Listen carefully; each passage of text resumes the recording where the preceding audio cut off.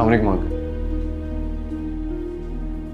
आपसे तो पहले भी मुलाकात रह चुकी है, काफी दिलचस्प इत्तेफाक था। हाँ, इत्तेफाक था। तो आप हैं इर्तिजा? जी हाँ, इर्तिजा, इर्तिजा हसन।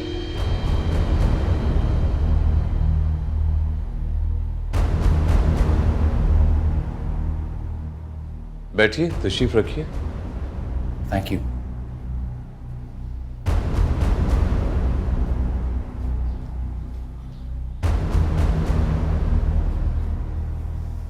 जी फरमाइए। अंकल आई एम सॉरी, मेरी और मुश्क की वजह से आपको काफी परेशानी उठानी पड़ी।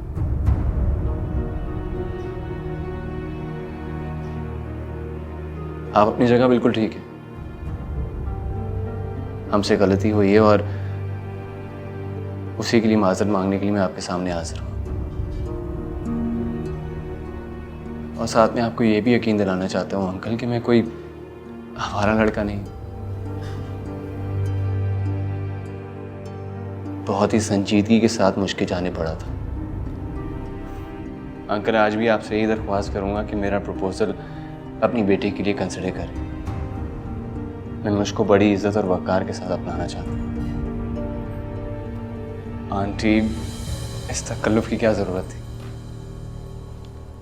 बेटा पहली बार आए हो हमारे घर, तो मुंह मीठा किए बगैर तो नहीं जाने दूंगी। अच्छा, तो गोया आप मुश्क का हाथ मांगने आए हैं बगैर माँ बाप के। इस बात का क्या मतलब समझ कोई?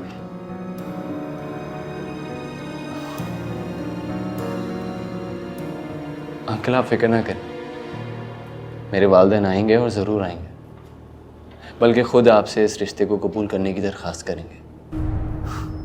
आज मैं आपके सामने इसलिए हाजिर हुआ हूँ ताकि आप मुझसे मिल लें और इत्मीनान कर लीजिए। अंकल यकीन जानिए, हमारे दिलों में कोई खोट नहीं है। दिलों के हाल तो अल्लाह ही बेहतर जानता है इर्तिजा साहब, लेकिन रिश्ते नाते दिलों के हाल को बुनियाद बनाकर नहीं तय किए जाते।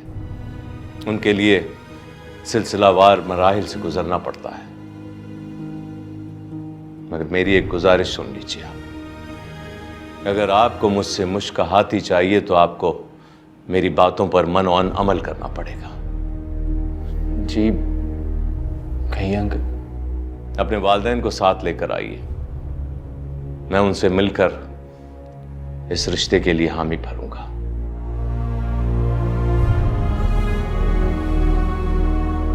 और ना करने का तो मेरे पास कोई जवाज ही नहीं है। मैं तो कल ही मुझको ये बता चुका हूं कि अब वो अपनी बकिया जिंदगी उसी शख्स के साथ गुजारेगी जिसके साथ उसने कल शाम गुजारी है।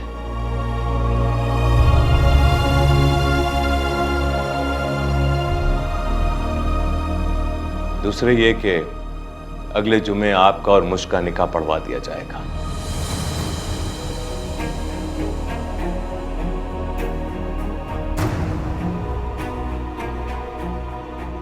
जिसके बाद मैं अपनी बेटी को आपके हमरा रवाना कर दूंगा। लेकिन अंकल इतनी जल्दी? मैंने तो अभी अपने वालिदैन से भी बात नहीं की। वालिदैन से बात किए बगैर मामलात काफी आगे तक आप दोनों ले जा चुके हैं।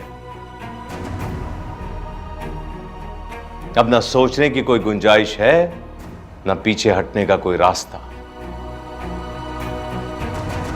वैसे मुझे आपसे मिलकर खुशी हुई हो या नहीं, इत्मीनान जरूर हुआ है। फिक्रमंद था बेटी का बाप जो।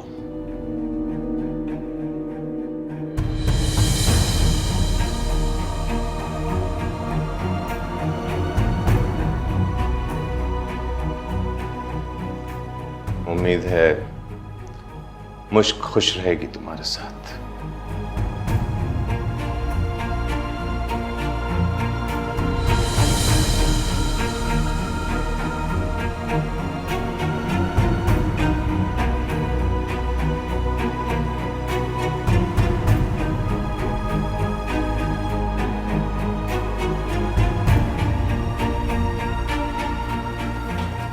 इत्तिजा,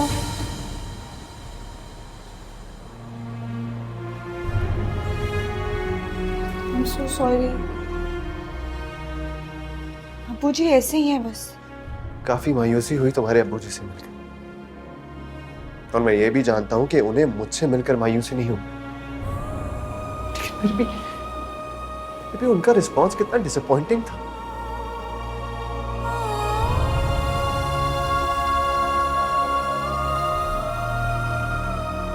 इत्तिजा, मुझे और तो किसी चीज का नहीं पता, लेकिन मैं ये जानती हूँ कि मेरे और आपके बीच कोई भी नहीं आ सकता।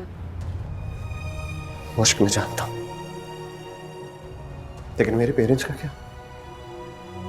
क्या बताऊंगा उन्हें घर जाके कि ये सब कुछ कहा तुम्हारे अब्बू जी ने मुझसे तो बर्दाश्त नहीं होगा ना। मुश्क, अभी तुम मेरे अब्बू को नहीं जानती, उनका ईगो भी ना बड़ा हाई।